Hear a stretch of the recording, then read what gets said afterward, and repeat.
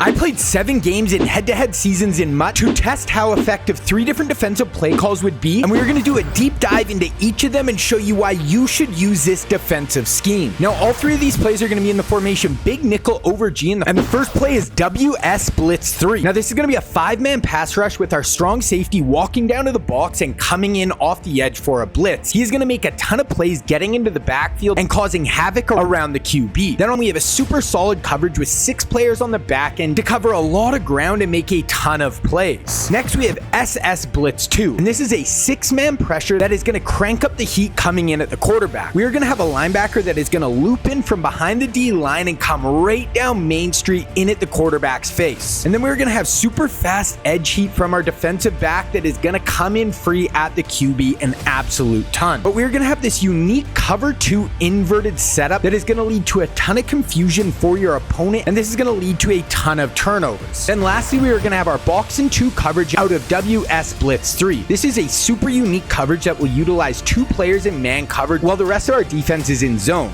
This is going to allow you to lock up 2 players on the offense in man and let you take away some of your opponent's go-to options on any play. Now, we are going to be breaking down these 3 plays together because they are all going to look identical pre-snap. This is going to allow you to switch in between your cover 3 blitz, your cover 2 blitz, and our coverage D without the offense having any clue what you are in. Then if you want a full breakdown showing you how to set up each one of these defenses, I will leave a link to each one of the videos down in the description below. Now, going over our 7 games that we played in head-to-head in MUT, we went 6-1 while allowing 11 points per game. And then how I called plays throughout these games, I did want to focus on these 3 plays as much as possible, but I did mix in some other plays such as goal line defenses, red zone defenses, or when they came out in super heavy run formations. So for the WS Blitz 3, they were able to complete 16 passes on 28 attempts for 220 passing yards. Overall, over the 7 games, the offenses had a very hard time consistently recognizing this D pre-snap to attack its weaknesses. This led to only a 57% completion percentage throughout the 7 games, and we did a great job of breaking up passes, getting pressure in at the QB, and making plays. But if they were able to block up the blitz, they were able to find some deeper options down the field. This led to a decent 7.8 yards per attempt. Now, for this blitz, we were able to rack up 5 sacks over the course of the 7 games, but we also had 4 instances where the QB was under heavy pressure and he threw the ball right as he was throwing, directly leading to an incomplete pass. Now, this blitz works best when they're sending everyone out on routes and not leaving in running backs or tight ends in the block. Then running this D, we were able to rack up 4 interceptions. Now, 3 of these 4 interceptions happened with our flat defender locking down the flats, but the QB forcing it down there because he had pressure coming up in his face, speeding up his process and forcing him to make some really bad throws. Then the other interception came from the QB trying to force it up the seam and our single high safety stepping in front of it and going the other way for the pick.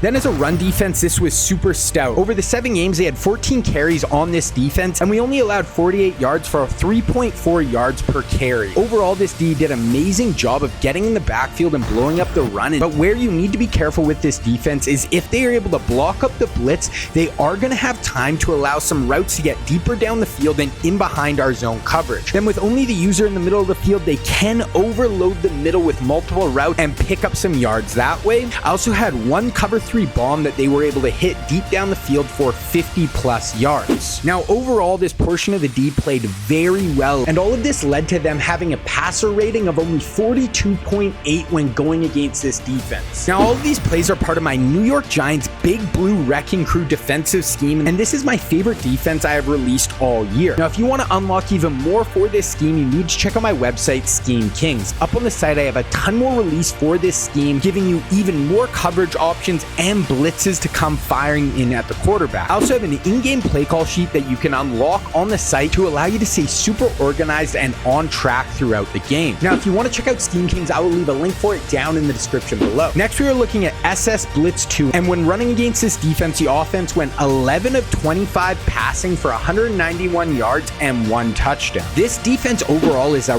risk-reward proposition. We made a ton of plays racking up sacks and interceptions, and they were only able to complete 44% of their passes. Now, for this blitz, we were able to rack up 3 sacks over the 7 games, but we consistently created a ton of pressure in at the QB with our looper coming in right at his face and forcing some really bad balls, and with our edge heat firing in unblocked and hurrying freeing up the quarterback an absolute ton. Then where this defense absolutely exploded was with the turnovers. This blitz led to 9 interceptions over the 7 games, which is absolutely insane. As a user, you can play super aggressive, and I was able to grab 3 user picks while locking down the middle of the field. Then 3 more of the picks were thrown at flat defenders when they were trying to fit it into tight windows because of the pressure coming in at them. And when they threw these ducks up, 2 of them turned into pick sixes going the other way. Then as a run D, this definitely isn't your best option, and I try not to use it when I think they're going to be running the ball. But over the 7 games, they had 4 carries for 33 yards against this defense for an 8.2 yards per carry average. Now the weakness of this defense is deep over the middle of the field if they are able to block up the blitz. As a user, you are the only player in the middle, and if you get sucked down, then there are definitely opportunities to hit you deep, and this did happen to me a few times throughout these games. Overall, this is one of my favorite defensive play calls I have used all year, and over this 7-game stretch, the passer rating allowed was 44.3, really just showcasing how deadly this defense is. Now to break down the box and 2D out of WS Blitz 3, and against this defense, they were able to go 15 of 30 for 264 yards and 1 touchdown. Now the strength of this play is the ability to set it up in multiple ways. You can cross man, where you man up players on the opposite side of the field. This is great for taking away crossers and slants across the field because they will be running right to their man coverage, and this is really going to allow you to take away some of the toughest routes in the game. Then the other option is you can man up the players right across from your defenders. This is what you want to do if they're taking vertical shots down the field like seam routes and deep corners from their slot players. And if the vertical routes are taken in man coverage, this allows you to be super aggressive with your user in the middle of the field. We are going to be using the high safety, and if you see all the vertical routes taken in man coverage,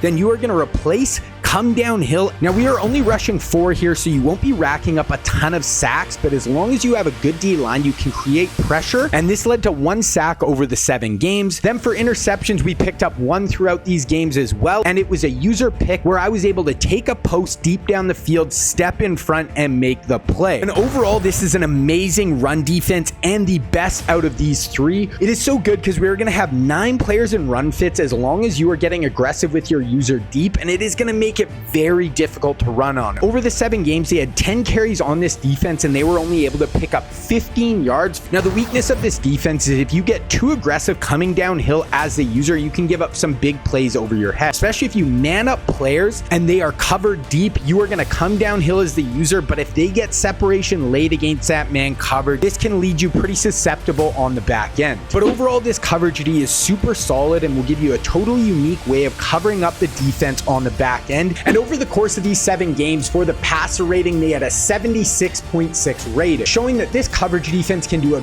great job of locking up your opponent on the back end. Now this big nickel over G formation is probably my favorite defensive formation I have used all year, but you need to make sure you are going into every game with the ability to rack up a ton of points to match up with this lockdown defense. So if you want to learn how to run my trips air raid offense, you need to check out this video right here.